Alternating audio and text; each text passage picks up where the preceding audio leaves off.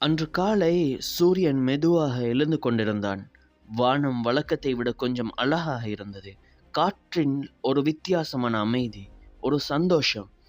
நான் என் வீட்டின் முன் நின்று கையில் ஒரு சிறிய தேசிய கொடியை பிடித்திருந்தேன்.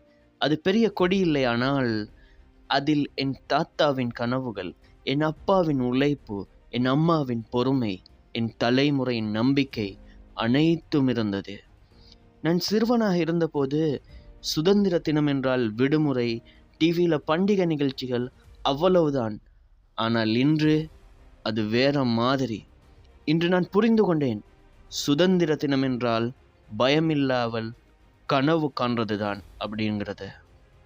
ஒரு நாள், நாங்கள் வாழ்ந்த காலத்தில் எங்களுக்கெல்லாம் இருந்தது இல்லை, ஆனால் இந்த நாட்டுக்காக ஒரு நம்பிக்கை இருந்தது என என் தாத்தா என்னிடம் சொன்னார். அவர் சொன்னதை நான் அப்போ புரிஞ்சுக்கல, இன்று புரியுது. அந்த நம்பிக்கையால் தான் நாம் இங்கே நிம்மதியாக சுவாசிக்கிறோம்.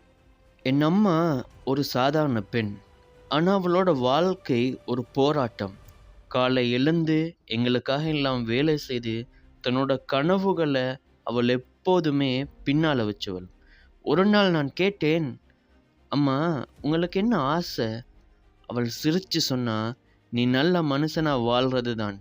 அந்த நிமிஷம் தான் புரிஞ்சது, அடுத்த தலைமுறைக்கு நல்ல வாழ்க்கையை தர்றது தான் உண்மையான சுதந்திரம் என்று. இந்த நாட்டில் சிங்களவர்கள், தமிழர்கள், முஸ்லீம்கள், கிறிஸ்தவர்கள், பரக்கியர்கள் என்று எல்லாருமே வேற வேற நினச்சிட்டு இருக்கோம். ஆனால் கண்ணீருக்கு மொழி கிடையாது, சந்தோஷத்துக்கு மதம் கிடையாது. நாம் சிரிக்கும் போது நாம் எல்லாம் ஒரே மனிதர்கள் தான். கொடி ஏறும்போது என் கண்களில் கண்ணீர் வந்தது. ஏன் தெரியுமா? அது வெறும் கொடி இல்லை, அது தற்பொழுது நாங்கள் வாழ்ந்து கொண்டிருக்கும் இந்த சுதந்திரத்துக்காக போராடிய உயிர்கள், தற்பொழுது நாங்கள் பெற்றுக்கொண்டிருக்கும் இந்த சுதந்திரத்துக்கு தியாகம் செய்த இதயங்கள், தளராத நம்பிக்கைகள், அனைத்தையும் சேர்ந்த ஒரு அடையாளம். நம்ம பெர்ஃபெக்ட் நாடு அப்படின்னு சொல்கிறதுக்கு இல்லை. பிரச்சனைகள் எவ்வளவோ இருக்குது, வலிகள் இருக்குது, இழப்புகள் இருக்குது. ஆனால் நாம் முயற்சி செய்தால் இந்த நாட்டை அழகாக்க முடியும். சின்ன சின்ன நல்ல மனசுகளால் பெரிய மாற்றம் வரலாம். இந்த சுதந்திர தினத்தில் நான் ஒரு வாக்குறுதி கொள்கிறேன். நான் வெறுப்பை யாருக்குமே விதைக்க மாட்டேன். நான் நம்பிக்கையை எப்போதும் விதைப்பேன். நான் யாரையுமே பிரிக்க மாட்டேன். நான் இந்த நாட்டு மக்களை ஒன்றுபடுத்த முயற்சி செய்வேன். ஏனென்றால் சுதந்திரம் என்பது நம்மை மட்டும் காப்பாற்றுறது இல்லை, எல்லாரையும் சேர்த்து முன்னே கொண்டு செல்வது.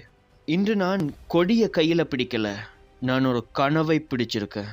இந்த நாட்டுக்காக, இந்த மக்களுக்காக, இந்த எதிர்காலத்துக்காக. Happy independence day Sri Lanka. Let's choose hope, let's choose unity, let's choose love. Thank you so much.